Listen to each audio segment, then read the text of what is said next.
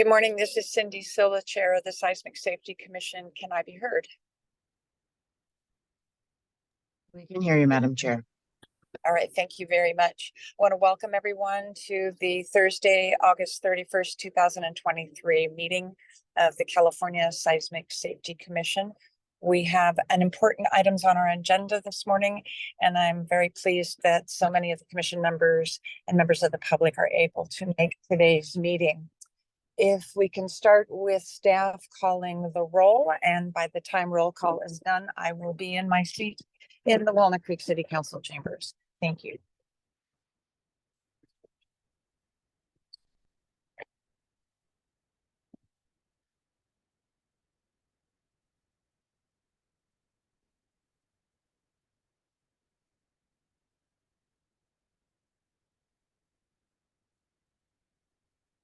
We need to make sure that the ASL interpreter is pinned, so that way the deaf community is able to see the interpreter.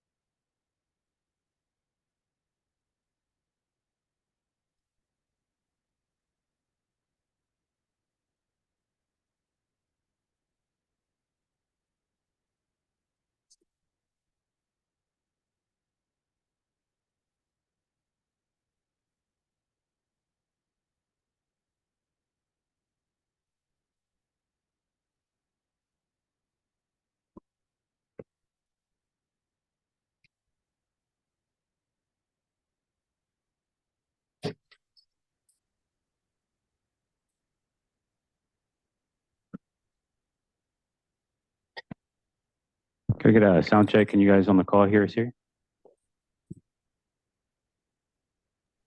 Yes, we can hear you.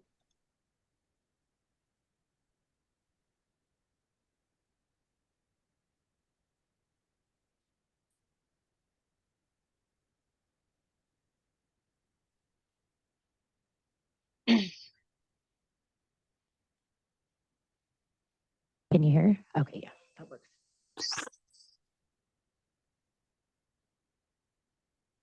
We'll do the roll again. Chair Silva. Here. Commissioner Rodriguez, represented by Sean Connolly. Commissioner Portantino, represented by Ashtik Hakaban. Here. Commissioner Claire. Here. Commissioner De La Cruz. Here. Commissioner Garnes.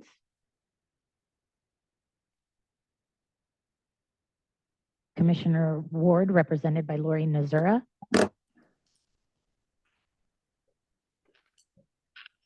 Commissioner Kim Lopez. Here. Representative Irina Brosman. Here. Commissioner McGowan. Here.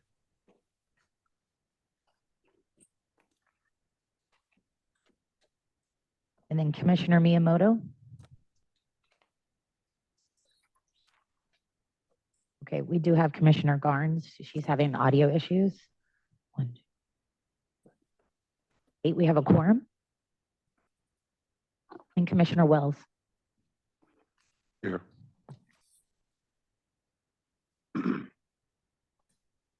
That concludes the roll. Thank you very much. Please confirm that you can hear me now that I am sitting on another device at City Hall. Yes. Thank you very much. Again, welcome everyone to today's meeting, and we have a packed agenda and we have 90 minutes. So we're now going to go straight to item 3, which is the ad hoc committee proposal related to the Ferndale and Turkey project. I'll turn it over to our executive director. Thank you very much. Can you hear with this microphone?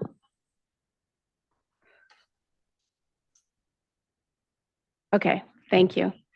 Thank you very much, Chair Silva. We are pleased to be here today to discuss the ad hoc committee recommendation for the Ferndale Turkey project.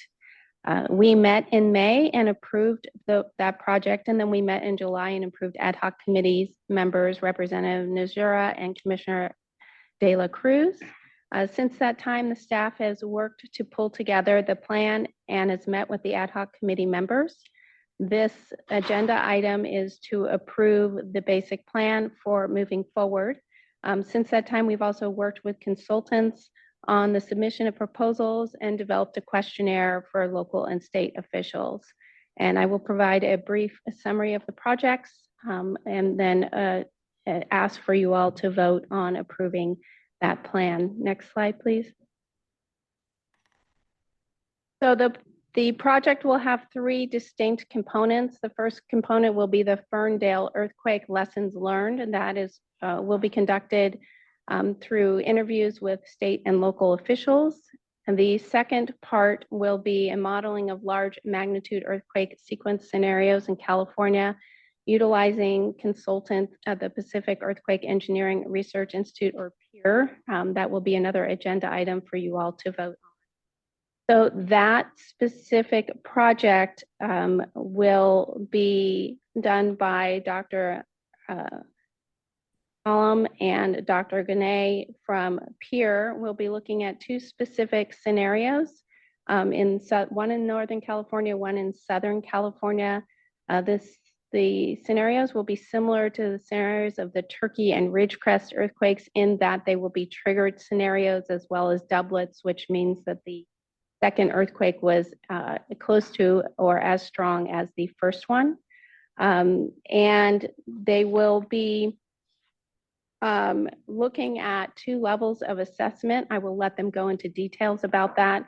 But what's exciting about this work is that it is modeling that has never been done before. We'll be looking at 2 very large earthquakes, and we'll be able to properties. So that's pretty exciting. The second project will be from INCOR. You all heard a presentation from INCOR. That's the Independent Networked Community Resilience. It measures science that incorporates a risk-based approach to decision-making.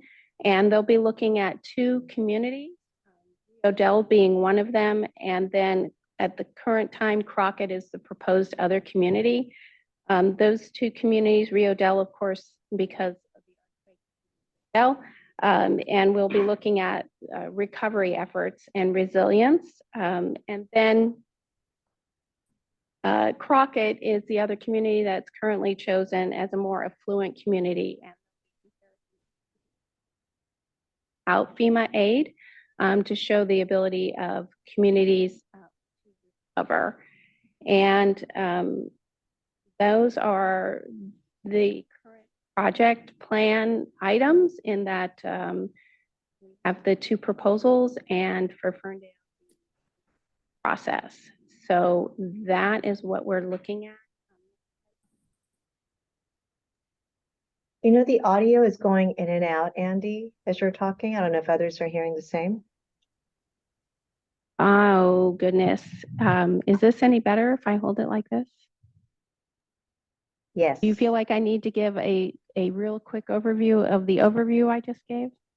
No, we're okay. Okay, thank you. So The timeline is that for the Ferndale Lessons Learned first draft, we're hoping that we will be able to get an item completed by the end of this year, 2023.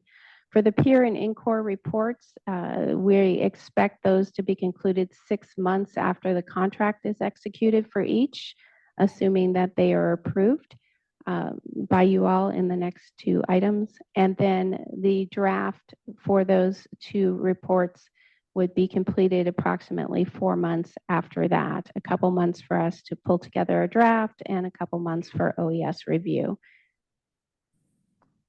End of my report there. Thank you very much. Do we have any questions from members of the commission? Commissioner De La Cruz or Commissioner Garnes? Commissioner Kim Lopez, I think you might have just asked one. Commissioner McGowan, just please use your raised hand feature to let us know you would like to speak. And Tanya, if you can help me, because I don't have visibility to everyone who is in the meeting. Okay, I don't sounds see good. any hands raised in the participant list. Do you? No, I don't see anybody that has right. questions at this time.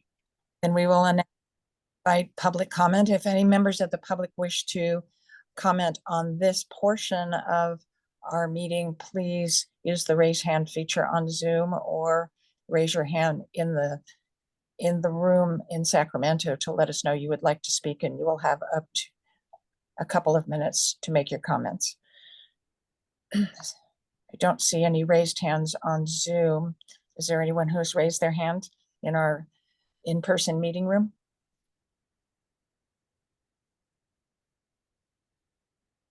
No raised hands here.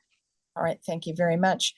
Then we will close public comment and bring it back to the commission for comment or action. I will just make the comment. Thank you very much to staff and to the members of the subcommittee for bringing this to us. We will have more discussion on the sub portions of this project on the items 4 and 5 today. Do I have a motion as recommended on the screen? I make a motion. Garnes. Thank you, Commissioner Garnes. Do I have a second? Second, Who is that? Commissioner De La Cruz. Thank you very much. We have a motion and a second. Will staff please take the roll call vote? Chair Silva, Aye. Commissioner, Vice Chair Rodriguez, represented by Sean Connolly. Aye. Commissioner Portantino, represented by Astrid Hogaban. Aye. Commissioner Claire, Aye. Commissioner Garnes, Aye. Commissioner De La Cruz, Aye. Commissioner Ward, represented by Lori Nazura. Commissioner Kim Lopez, Aye. Commissioner Representative Irina Brosman. Aye. Commissioner McGowan, Aye. Commissioner Wells. Aye. That concludes the roll. And that seems like the vote was unanimous. Is that correct? Yes, correct. Thank you very much. Item number 4 on our agenda this morning is one of the subcomponents of the this Turkey and Ferndale project. It is the peer proposal related to the regional scale consequence assessment of earthquake sequence scenarios in California. And I wished I could tell you in lay terms what that really means, but maybe we'll know that by the end of the presentation. Welcome to our presenters this morning, and I will remind you that we have no more than 15 minutes for your presentation because we want to be able to get through our entire agenda in the 90 minutes allocated. So be mindful of that, and we look forward to your presentation. Executive Director, did you have anything you wanted to say before I turn it to the presenters? I do not. Thank you. Thank you very much. So welcome. Good morning. Good morning. May I have the permission to share my screen? I think they're going to work that out for you. Yep. Yep, I can do that now. You should be able to select to share your screen. Yep, there you go.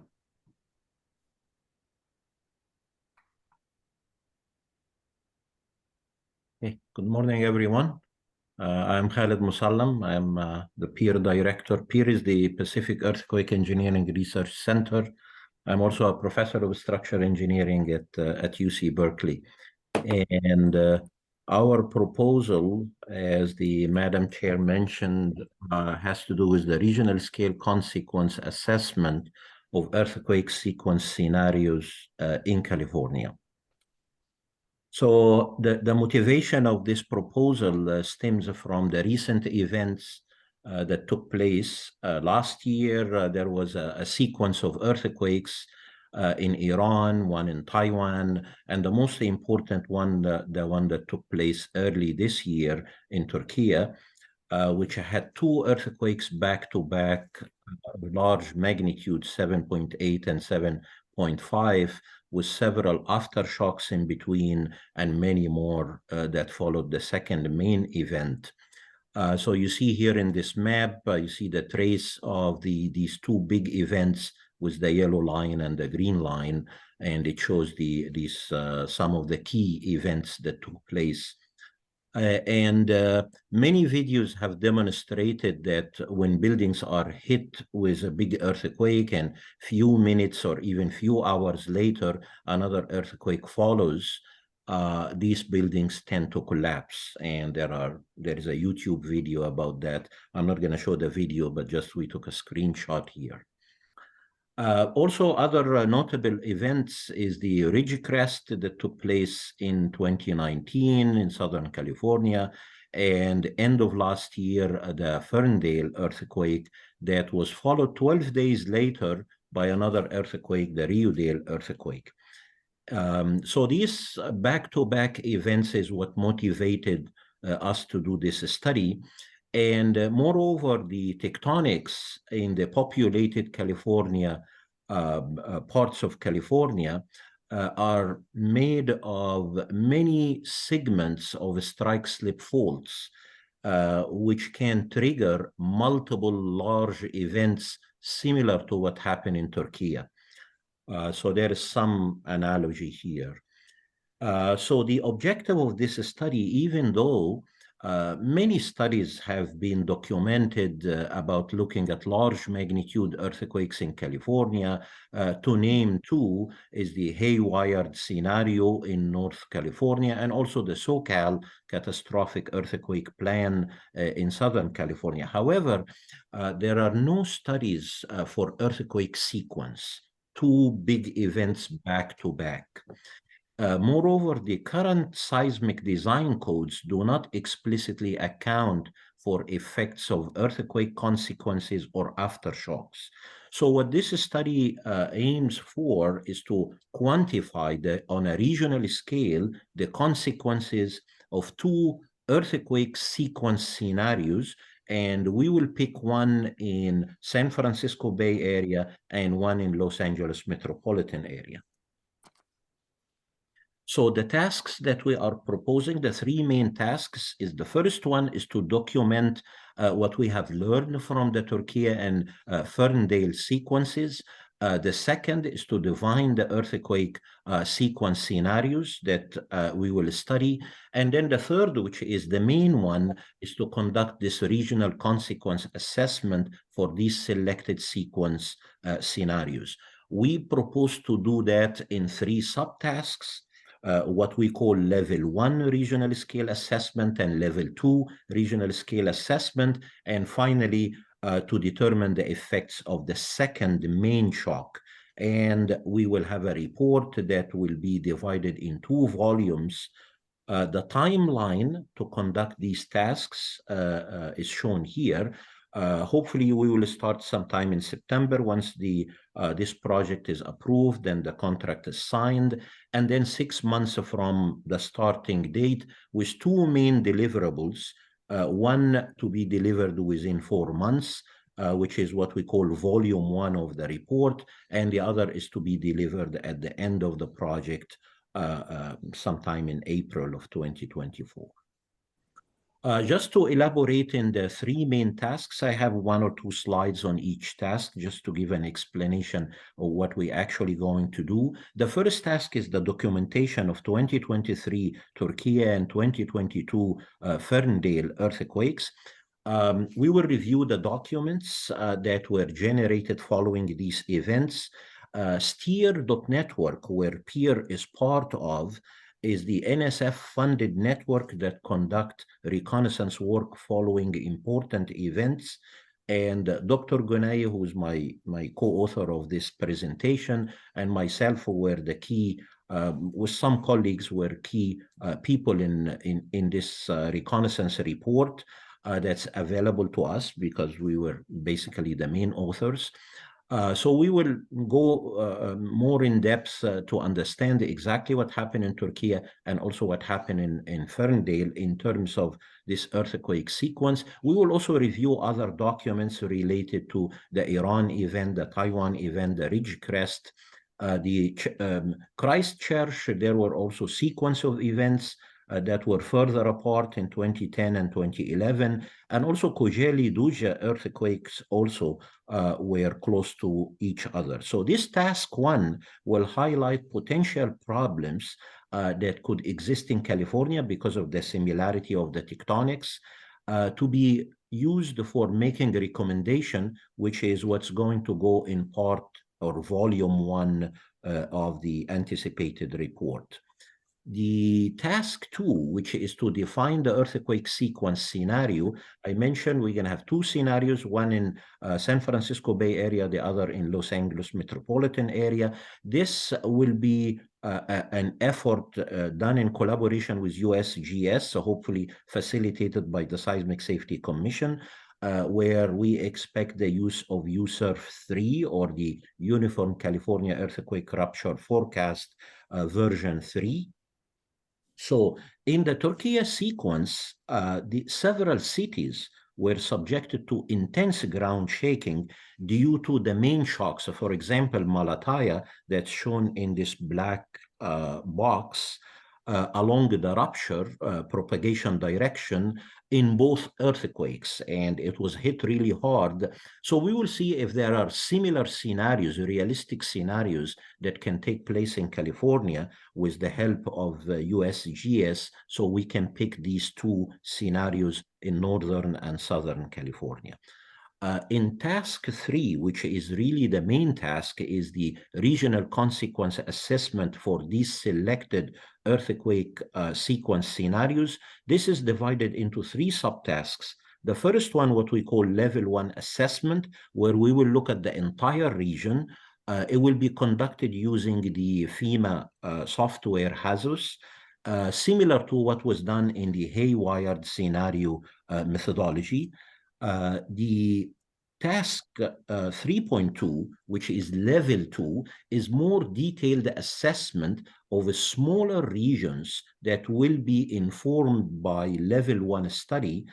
So we can zoom in these regions and study them in more details. The approach that we will follow is the performance-based earthquake engineering methodology that was developed in the PEER Center, and this will be now projected in a regional scale study rather than a single facility, single building or single bridge.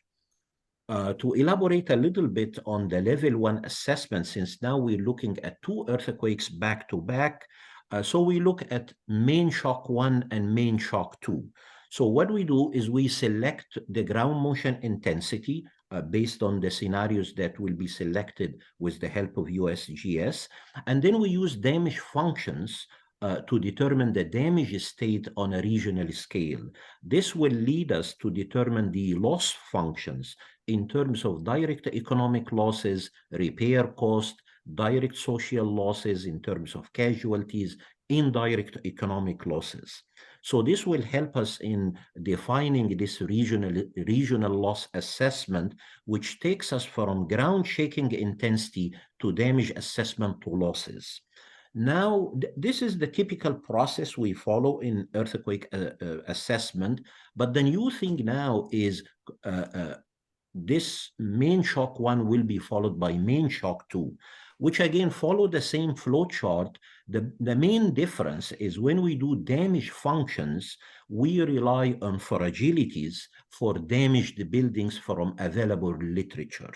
So once we do this two-part study or two-part assessment of main shock 1 and main shock 2, then we can add the consequences. Consequences here could be in terms of fatalities, number of collapses, repair costs, recovery time, total losses, displaced population, debris removal from these two main shocks. That is really the main contribution in this study in level 1. For level 2, when we define the hot spots in this regional scale and we zoom in these regions, we want to go deeper in the consequence assessment. So this is where we use the performance-based earthquake engineering methodology. This methodology starts by hazard analysis, where we define the ground motion, either by selecting it from real motion or simulating it using physics-based simulation tools.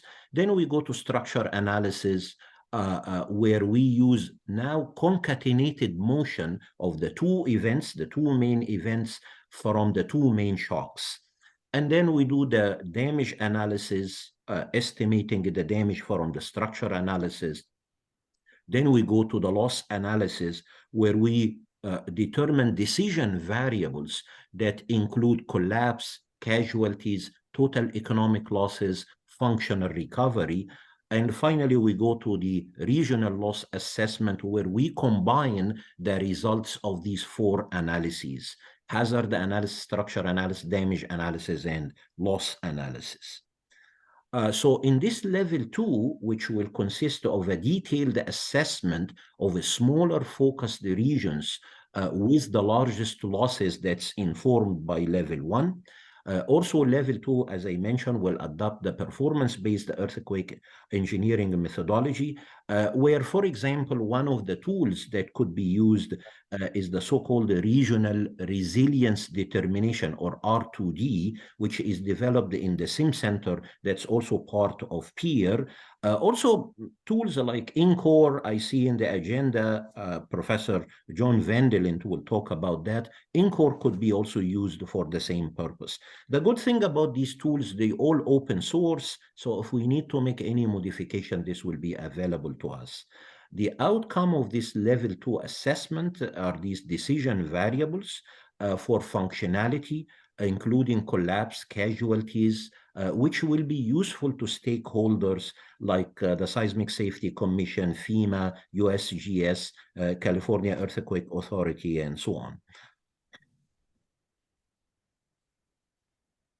So the last subtask is the effect of the second main shock, where here the increase of consequence due to the second main shocks of earthquake sequence scenarios will be quantified. What we will do is we will compare the consequence of the first main shock alone with the consequence of the combined first and second main shocks together. The results will be used to provide recommendations to include aftershocks and multiple main shocks in the design and assessment of new and existing buildings. We expect that the results of this study will inform the public on three important things: the characterization of high-risk existing buildings, the performance of structures designed according to current codes, and finally, the potential need for higher building performance when we have these scenarios possibly taking place, of course, taking into account their probability of occurrence. And that will be in collaboration with USGS. My last slide here related to task 4, which is the report preparation. As I mentioned, we will have 2 volumes. The volume 1 will focus on tasks 1 and 2. We expect to have that done by December 20th, which is the first anniversary of the 2022 Ferndale earthquake. Volume 2 will focus on the more detailed study levels 1 and 2 assessment, which are tasks 3.1 and 3.2, and also quantifying the effects of the second main shock, task 3.3. And finally here, so besides the reports, we also expect to have publicly available several data sets that will be generated in the study. For example, building inventory developed for SoCal scenario, ground motions developed for several main shocks obtained from the numerical simulation, updates to codes, if any, like the R2D or even INCORE, and finally, the hazards input that we will use in level 1 assessment. That's the end of my presentation. I'll be happy to answer any questions. Thank you very much. We're going to see if commissioners have any questions for clarification. I'll go first to those of you who are at Cal OES in person and if you raise your hand, somebody needs to let me know you have. Let's keep the questions short and brief. Somebody's waving at me, but I can't tell who it is because you're about the size of an ant on my screen. Thank you, Chair. It's Lori Najura, Cal OES. I have a question for the presenter. Thank you very much. This is very informative, and I look forward to the results of this study. The question I have is, you talk about this report or this study on similarities between Turkey and California, or even amongst the various earthquakes that you listed out at the beginning of your presentation. But what if the research shows differences? I don't want to assume, but would you also highlight any differences between, say, what happened in Turkey and what could potentially happen here? That's an excellent question. Absolutely. If the study shows there are differences, they will be highlighted and recommended for further studies if we cannot do that within the time frame of this project. The evidence show that earthquake sequence can happen in California. Ridgecrest was earthquake sequence. Ferndale was followed by Ryudale 12 days later. So sequence can happen. So that is the similarity part that we have some confidence about, and that's what motivated this study. But you're absolutely right. Tectonics also have unique features in California compared to other parts of the world, and this should be highlighted in this study. Chair, I do have one follow-up very quickly. So you mentioned Ridgecrest was a sequence event. I know that we have been referring to it as a foreshock and a main shock, but because it's sequenced, should we be referring to it as main shock 1 and main shock 2? I am not a seismologist, so I wouldn't be the right person to give advice about the proper semantics for that. I probably would need to ask my well-informed colleagues in USGS what's the proper way of calling it. But there are some big aftershocks in the Ridgecrest sequence that I don't know if they should be also viewed as main shocks. Anyone else in the chambers in Cal OES who has a question? If you have a question and you're on Zoom, please raise your hand, which I will come to you. I'm only going to be taking questions from commissioners given our time limit. So hopefully all of the questions the commissioners ask will cover those that others may have. I do have a question. I have two questions. First of all, your timeline says that your work is going to start in September, which is tomorrow. What if you can't start until October 1st due to the contractual startup process? Does that just push the 8 months out, or is there a compression of time in your timeline? I think this study for its all tasks will take 6 months. Our goal is to produce something by the first anniversary of the Ferndale, because we think this is going to have impact and will inform the public. Usually in this anniversary of these events, there is a heightened interest to talk about earthquakes and so on. So I think volume 1, we can produce it by this date no matter what, because right. Thank you. but then the volume 2 will be pushed a month if the start is going to be pushed a month. And then just for clarification, you referenced main shock 1 and main shock 2 in each of these two Northern California and Southern California study. Do we assume that main shock 1 and 2 are on the same fault, such as the Hayward fault, or is the assumption in your study going to be that it will be on 2 separate faults, such as the Calaveras, which is under my house? This is an excellent question. It's actually one of the unique feature of this study is they could be on the same fault or in different faults. One would trigger the other. And that's what going to make a distinction between other study like the so-called catastrophic scenario that's you must be aware of, where they look only at one main shock. So they could be on the same fault or in different faults, southern part of San Andreas fault or triggering another event on a nearby fault, because we have all these faults throughout the whole California. And again, hopefully we will work closely with USGS to come up with a realistic scenario that may include one of the two, same fault or different faults. All right, thank you. Commissioner Kim Lopez, you have a question? Yes, I have 2 questions. One, how will you choose the cities in the Northern and Southern California? And the second one, in looking and reading through this, I've always been concerned about the critical infrastructure for water, wastewater that are unseen underground. How will this study look at those critical infrastructure, the level of impact and the casualty, the economic impact? Right. Again, this is excellent question. The selection of the cities, that's actually the motivation of doing level 1, level 2. Level 1, we're going to look at the whole region in a simplified hazards type of simulation.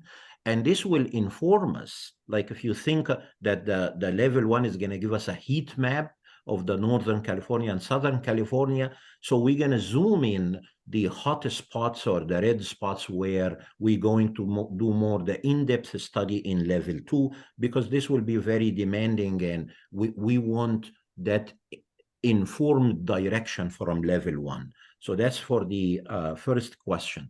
The second question is a tough one because the study is only 6 months, but within PEER, we have a big project funded by California Energy Commission that is used to develop what's called Open SRA, that looks at these critical buried infrastructure like pipelines and so on. Again, that's an open source platform that hopefully we will make full use of in addition to the R2D tool that I mentioned or INCORE. So basically, we will try to use everything available at our arsenal, not only to look at homes and bridges, but also to look at critical infrastructure like pipelines and the grid and so on. If there is not available tool, we will use our best judgment in making assessment or at least to make a recommendation for more study to follow to look at this critical infrastructure if we cannot handle it. Thank you very much. I see no other questions from our commissioners who are attending virtually. Is there anyone else in the commission room at Cal OES? Speak now or forever hold your peace, because I'm going to open it for public comment next. All right, we now have an opportunity for public comment. If you are on the Zoom feed, please raise your hand to make a comment, a brief one. And if you are in the chambers in Sacramento, please raise your hand. Does anyone wish to make public comment who has joined us in person? I don't see any. I'm sorry. I don't see anyone raising their hand, jumping up and down in the room. So we will go to Larry Collins from Cal OES. Hey, good Chair. morning. So sorry. Larry Collins with Fire and Rescue Special Ops. I just want to really congratulate you for moving on this particular study. If anybody here had watched Ross Stein, former USGS seismologist, his presentation at Tembler about this exact topic last month, it's very sobering what he concluded in that California is definitely a candidate for more of those type of earthquakes like was just seen in Turkey. That's sobering for us on the planning side and the response side.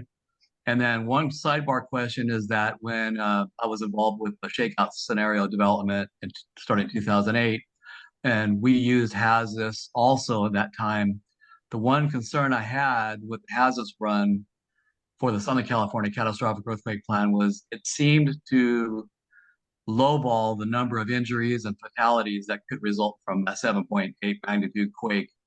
And that actually led to some planning assumptions that might have also been underestimated. So I just want to throw that out as a consideration about how accurate the HAZUS really is for building collapses resulting in injuries and fatalities. And I don't know if it really took into consideration the fire following earthquake potential that we know is there. So just a sidebar comment just for consideration. Thank you very much. And Dr. Mosalam, I'm sure you will take that into consideration. Absolutely. May I respond to this comment? Well, I want to be able to run this such that Sure. public comments do not get a response Sure. because that's kind of how the law works. Okay. Also, Okay. we need to be efficient in time, but keep that in mind. And Absolutely. Larry Collins, I'm sure there will be more opportunity for dialogue on this issue. Very important comment. Yeah. Are there any other public? No other hands raised in the Zoom feed, or anyone else that has public comment in the chamber in Sacramento? Then I'm going to close public comment and bring it back to the commission for any final comments and a motion to approve the proposed plan and budget item. Any further comments? Then a motion.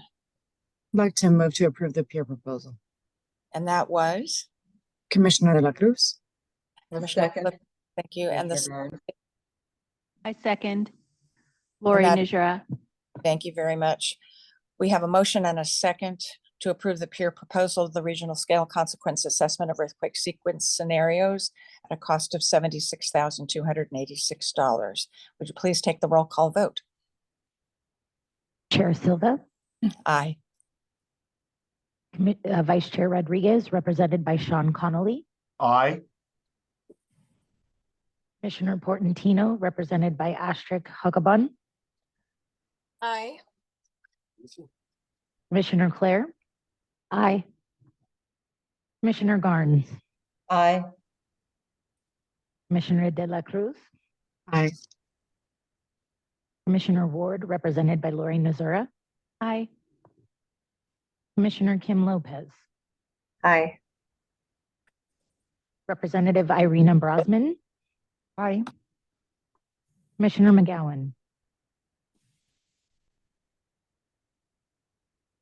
Commissioner Wells. Aye.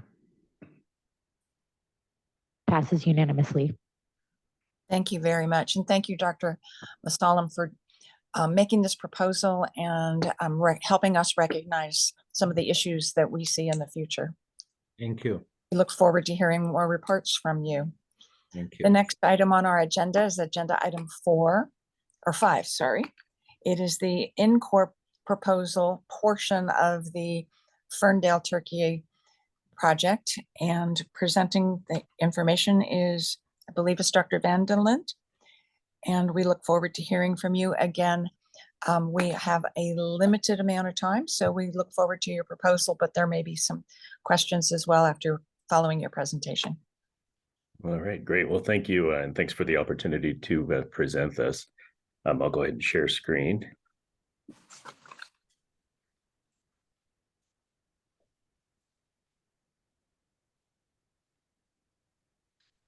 So the proposal today is on a paradigm shift in metric evaluation to show the true cost of an earthquake and recommendations for creating resilient communities. I'm, as mentioned, I'm Professor John Vandal, and I'm the co-director of the NIST Community Resilience Center of Excellence, which is funded by the National Institute of Standards and Technology for the last 8.5 years, for about another year and a half. And so I just wanted to give a 2 or 3 minutes of background on the center and INCOR before going into the proposal details. So in the first 5 years, we developed INCOR, which is an open source interdisciplinary computational environment, and then looked at standardizing data ontologies, looking at test beds and hindcasts to do validation. And so everything you see here is scientifically validated over those last 8 years. But then in the second 5 years, NIST came to us and asked that we look at applying it in communities. And so we have a number of partner communities as well, including one in California. And so we essentially went from knowledge creation to knowledge implementation.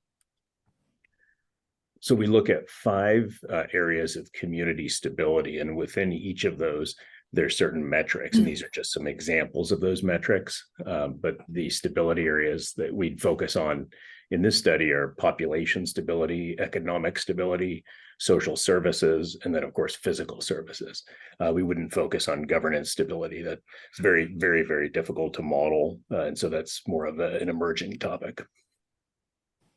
And so the way this model works is basically in core, we start with a portfolio, a building portfolio, transportation. We can do water networks, power networks, and then interdependency arrays that link these.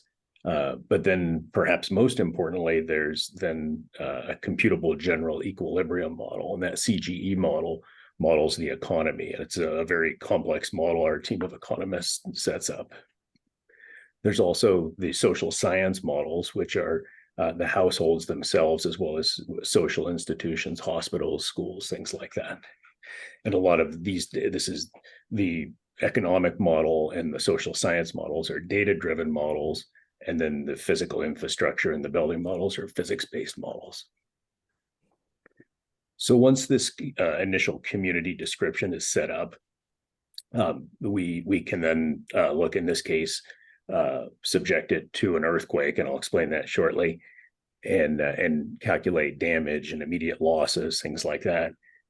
And then, but perhaps most importantly, model the multidisciplinary recovery. And this is with these databases. And the whole idea of INCOR is to be able to look at alternative actions. And so to look at what happens if we change policy to enhance community resilience, and then to inform plans. And so it's about decision support. So the economic model I mentioned, this is the full name is the Spatial Dynamic CGE model.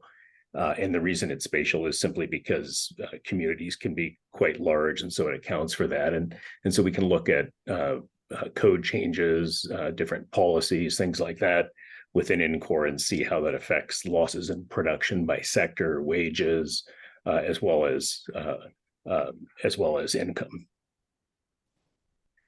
In the social science modeling, this looks at population and employee dislocation, housing restoration and recovery, and then business interruption and restoration.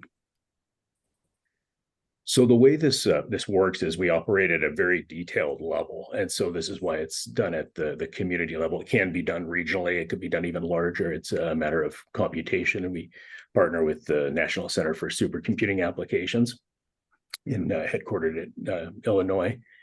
And so what we do is we start at the census block level. We go down to the census block level, I should say, and then we can take that and we deaggregate all of that data and synthetically populate households. And so if we were to aggregate back up, we reproduce the US Census at block level, and that protects private information of the individuals. So this is the type of simulation framework that we propose here, and this is actually a study that's ongoing in Salt Lake City, and I won't go through this in a lot of detail other than to show that we have the buildings, the bridges, electric power, the main mainly what we'll be looking at here, and then we'll be looking at functionality going into population dislocation, as well as the economic model. And again, this is just done with fragility functions, as you heard about in Khalid's presentation. So this shows just the interdependencies between buildings and substations. So this is Salt Lake County, actually should be the entire county.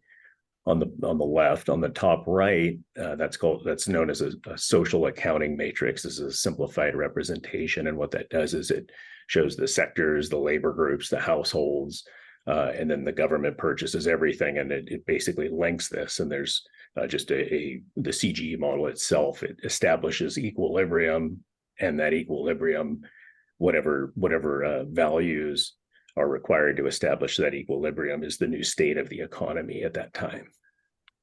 And then on the bottom right, this just shows the process we use for the population dislocation algorithm. I won't go into a lot of detail other than to say that's from extensive field study data collection. And so this just shows the assignment of, in this case, I think around 280,000 buildings, much larger than the communities we'll be looking at. And then the PGA, this is the earthquake scenario. And then of course we have PGV, we can have spectral acceleration, we can have any type of measure that we need. And then this is just showing the background. I won't go into detail on this, but this is just the notebook that would be used. And so here you can see we can also include liquefaction. We'll probably do with and without, depending on the soil types and things like that as we go through. And then this is showing building damage again. And then this shows the functionality. And of course, that functionality is what feeds into the changes in the economics or into the CGE model. So I provided this. I wasn't going to show much of this in the interest of time and questions, but this is a community level app, so a web app that the front end that drives the back end on the servers where NCORE exists. And this is just showing how we can engage with communities. And so these are specific to the community. We don't plan to do this for this study unless asked, simply because these can be quite time consuming. But you can see we can pull metrics, and that's mainly what I wanted to show is metrics by building cluster and showing what's functional and what's non-functional. And each of these at the building level. We can show dislocation, and of course this can be done by tenure status, renter versus owner, also by race, ethnicity, by household income level, or by housing type. That could be group quarters such as apartments or group homes, as well as single family dwellings. And I'll just jump ahead, and then we can see the results, the change in total household income, as well as other things in the CGE. And so measuring risk, resilience, and supporting decisions, it's really enabling the modeler, which is in this study, to try what if scenarios. And those are changes in policies to look at community goals and de-aggregate those to the individual facility level to make things like design code changes or policy decisions, and effectively calculating the real cost of a hazard to a community and its people. So the proposed analysis is to model Rio Dell and I should say the community of Crockett. The project team will provide the technical quantification of an earthquake equal to or equivalent to the intensity experienced by Rio Dell in 2022 in the Ferndale earthquake for both of these communities. And of course, there's a number of different ways that we can do that. And then looking at NCORE quantifying the metrics to provide a means to better understand socioeconomic disparities between these communities and to get into that just a little bit more. So Rio Dell, as many of you may know, is the median home price is only about $270,000. And these are just recent values. We'll get all these, of course, fine-tuned and corrected if approved. And damages to businesses or firms can be estimated, and then that enters into the CGE model for the economic predictions. and looking at changes in the local economy, as I mentioned, due to functionality losses. And then the community of Crockett, as you see on the right, and again, we can use the NGAs, or we can actually superimpose the same level of damage. There's a number of different ways we can do that, and so we'll look at probably both of those to see what we feel, if it's different soil type, things like that, to make sure that we're comparing apples to apples. And ultimately, the same damage loss and the metrics calculations will be produced for both communities. And then, so the details of the analysis, this would be basically calculating all of those metrics that I showed within the 4 stability areas, and comparing these to show the disparity between 2 communities of very similar size. So this will include damage by building, functionality, dislocation, and this is based on synthetic population allocation, as I mentioned earlier. And then some specific analysis, and I won't read through this too much other than to say there'll be a basic hindcast to make sure that we're getting the right intensity, the right levels of damage as best we can from publicly available or provided data sources. And then we'll look at normal economic growth, and then we'll look at infusion of federal funds at different periods for both of these, to then compare recovery times. And the idea is to really illustrate this disparity, which we've seen in other communities as a function of income and other things, and not always just income, but other demographics. And so the proposed budget, we tried to keep this down as much as possible. The CGE is pretty much a firm cost, about $7,000 a community and so this is what we're requesting, and a 6-month timeline as well, starting October 1, assuming that's the fiscal year. And with that, thank you for your attention. Thank you very much, and thank you for making this brief. I know a number of us may have questions, but I'm going to take the prerogative of the chair. And since Crockett is an unincorporated area in Contra Costa County, which is a part of the metropolitan San Francisco Bay Area, it is not rural. It may look like it, but it is not. So explain, I can see the comparison of the size of the population, and I can see that there's a difference in income levels, but I would say that that is a function of where they are located, and the urban environment in which Crockett participates versus Ferndale or Rio Dell in being a very rural area and remote. So how do you take care of that disparity? Because as we look at the way FEMA and other agencies approach the issue, Crockett, by just its location, not its income, but its location, will get, in my humble non-scientific opinion, will get a different level of support from the feds, the state, the region, than a community like Rio Dell. And how do you account for that in this comparison and not have it inadvertently an unconsidered factor? Yeah, that's a really interesting question. Thank you.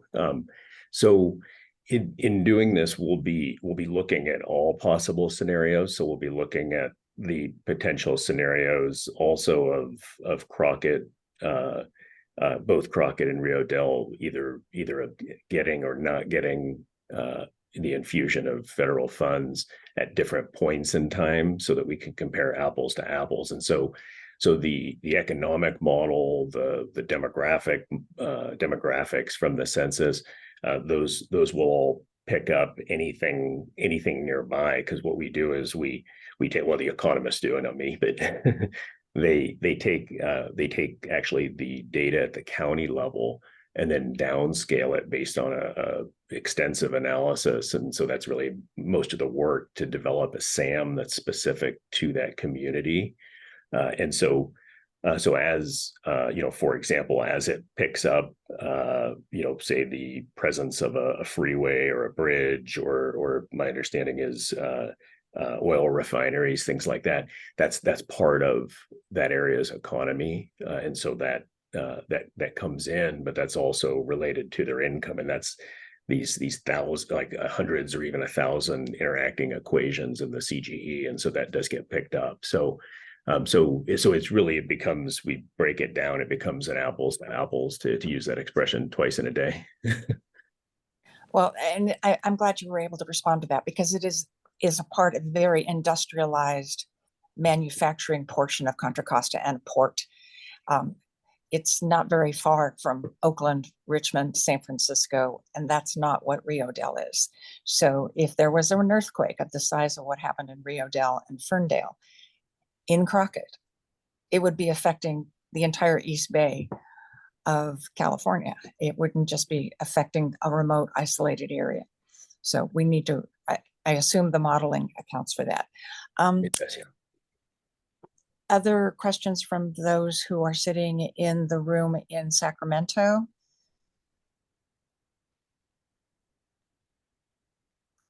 Questions from my commissioner colleagues who are joining us virtually? Commissioner De La Cruz raised her hand. Thank you. Commissioner De La Cruz.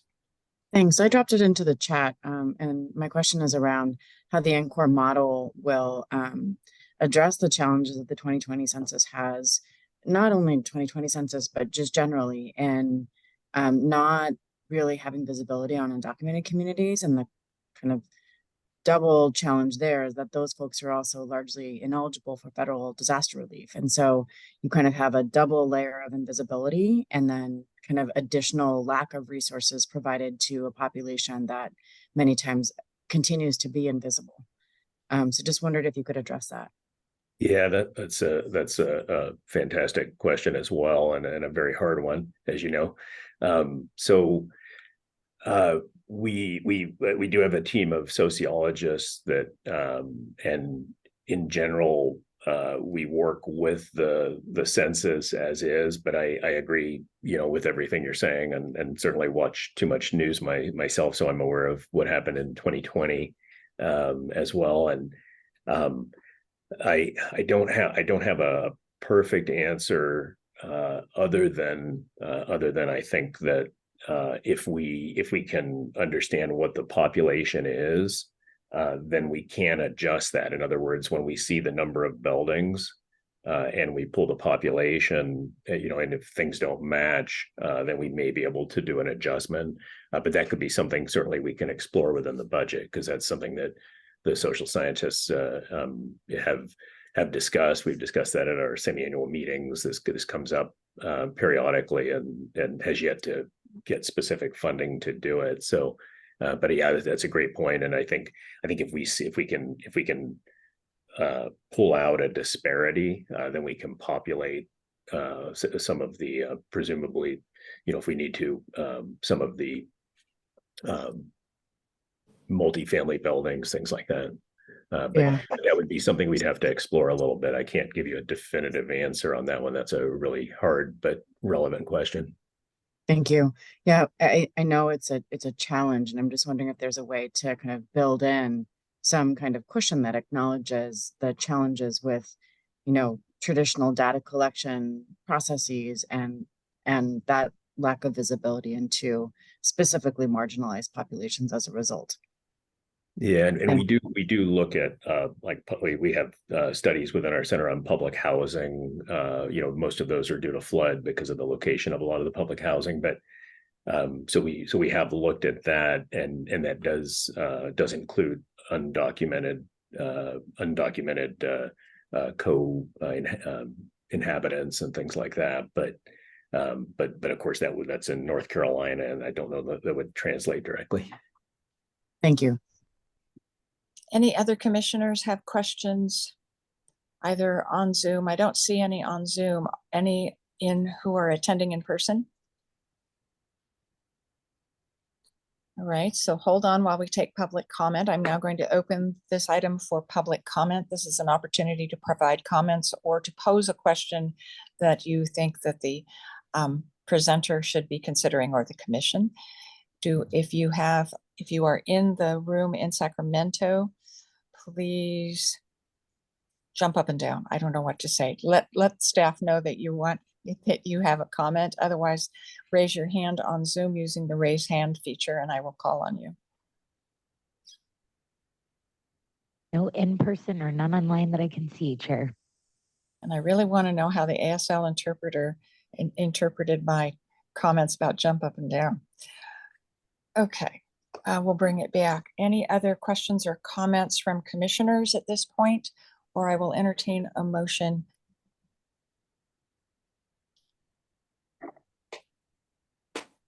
Make a actually- motion. Oh, I'm All right. sorry. Is that Commissioner Garnes? Guys, mhm. We have a Yes. motion from Commissioner Garnes. Do we have a second? Second, Lori Najura. Thank you. We have a second from the representative Nazura from OES. Will staff please take the roll call vote? Chair Silva, Aye. Vice Chair Rodriguez, represented by Sean Connolly, Aye. Commissioner Portantino, represented by Astrid Hogaban, Aye. Commissioner Claire, Aye. Commissioner Garnes, Aye. Commissioner De La Cruz, Aye. Commissioner Ward, represented by Lori Nazara, Aye. Commissioner Kim Lopez, Aye. Representative Irina Brosman, Aye. Commissioner McGowan, Aye. Commissioner Wells. Aye. That's unanimous. Motion passes. Thank you very much, everyone. Thank you so much. Look forward to the outcome. And if you need a little more information about Contra Costa County, let me know. I will. Thank you. The next item is public comment on items that are not on our agenda today. If you have a comment and you are joining us in Sacramento, please let us indicate that to staff. If you have a comment and you are joining us virtually on Zoom, please use the raise hand feature to advise us that you would like to speak. Anyone joining us today in person for public comment on items not on our agenda?